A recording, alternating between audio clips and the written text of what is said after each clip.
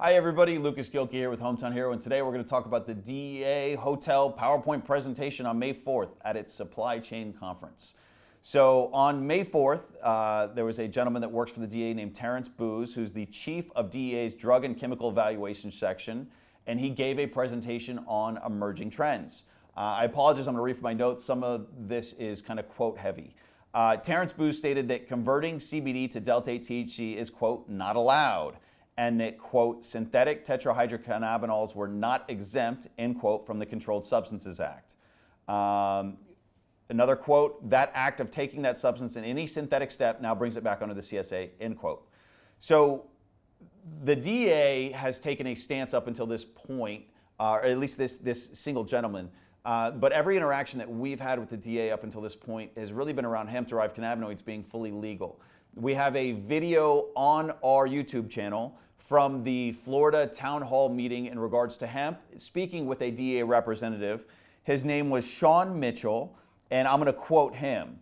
I also want to expand beyond Delta-8. There's Delta-8, there's Delta-10, there's all kinds of different cannabinoids that are associated with cannabis sativa L that are kind of out there and making the rounds.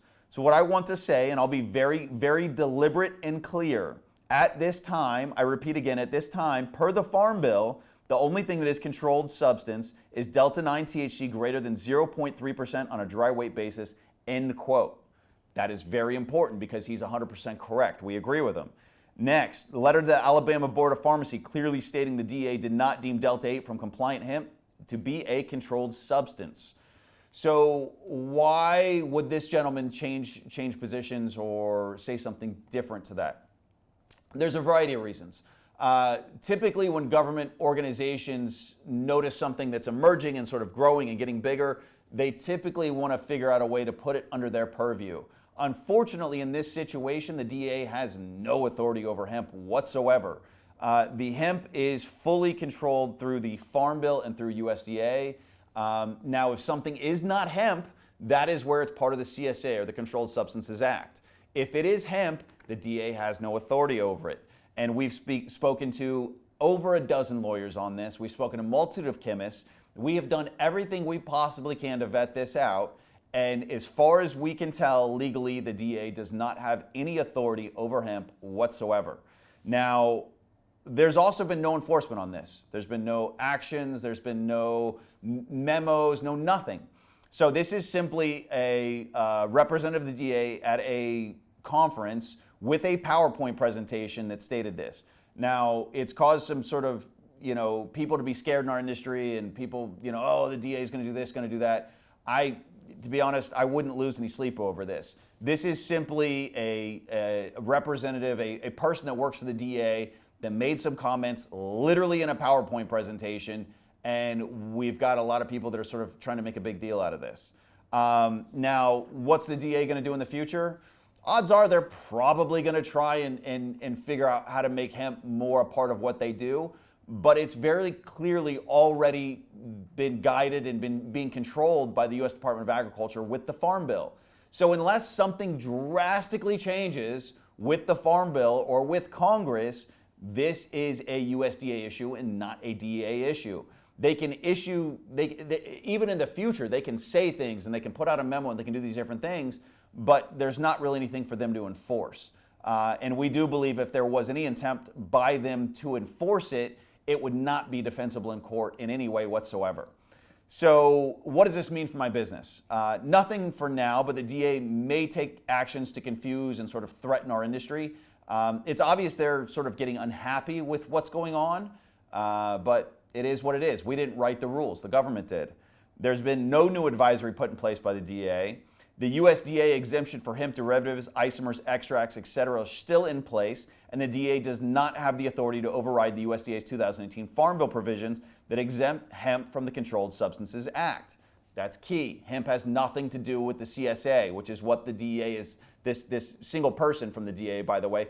So let's be very clear on this. This was a single person from the DEA. This is not the entire agency. This is not even a department of the agency. This is a single person that made these comments. The ideal scenario is that I think the DEA needs some education on sort of what is going on with the Farm Bill and how it impacts hemp in relation to the CSA.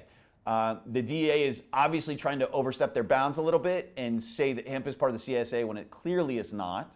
So I do think there is some conversations that need to happen to help the DEA understand what its position actually should be versus what one single person is saying, what their position is for the entire agency. In closing, we do this on a daily basis, right? We deal with government agencies, we deal with politicians, we deal with all these different laws and regulations, and it's crazy. It is a lot. This business is not for the faint of heart, and so I don't like seeing people get scared when different government agencies say different things or do different things. The reality of this business is it's just part of the game, right? This is part of what we deal with continuously. If you're new to this industry, welcome, enjoy, get used to it, and grow some thick skin, because that's what it's going to take. So if you're an existing, if you've been in with this a long time in this industry and been dealing with hemp for years now like we have, it's a lot of fun as well. And it's wonderful to be at sort of the pioneering, tip of the spear with cannabis in this country, because that's essentially what we're doing. We're pushing cannabis farther than it's really ever been, and allowing people that need cannabis products to live a good life. We're actually allowing them to get these products for the first time in a long time. A lot of our customers are in states where they can't get access to anything but what we have. And so it's very important for us, for the veterans, for the cancer patients, for all these people that use our products and love them so much. It's very important for us to continue this fight.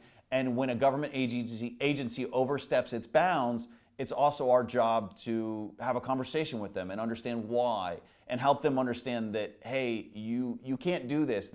The Farm Bill literally is in place to prevent you from doing this.